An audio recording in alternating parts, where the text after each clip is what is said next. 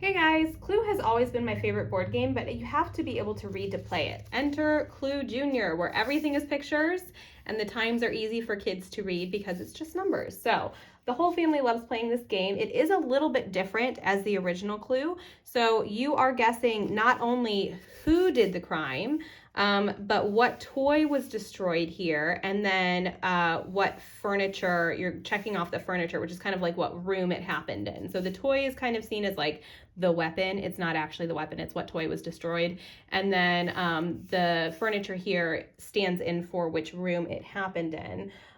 So this is more of a game of chance. Oh, and also what time it happened. This is more of a game of chance than a game of skill, because as you roll the dice, you can roll a 1, 2, 3, 4, or yellow or white. So I'm going to explain that to you here. So 1, 2, 3, 4 is how many feet you can jump to. So you go from room to room, having to jump from foot to foot. Each foot is counts as one.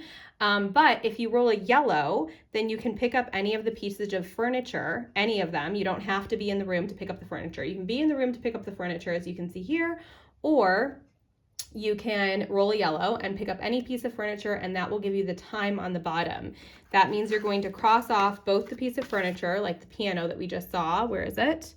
Piano here, and 2 o'clock. That means it wasn't the piano, it didn't happen at 2 o'clock, okay? And then if you roll a white, there's a little white disc that you put on the bottom of each of the players, and you move these discs around from game to game. So every game is different.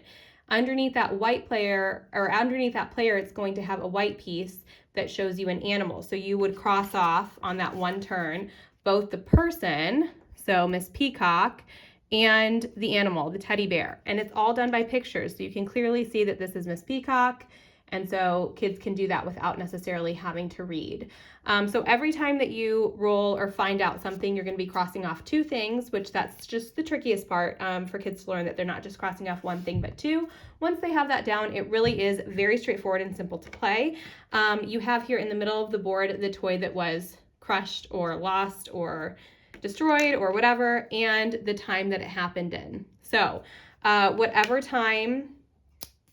So yeah, those are basically the things that you're trying to find out. So you will have one time left and one animal or toy left over at the end, as well as a person, to find out who did it, what was destroyed, what room it was in, and what time it happened. So really a lot of fun. We've been playing this game ever since my daughter was 4. She's enjoyed it the entire time, and I hope you all love it as much as we have. Thanks, guys.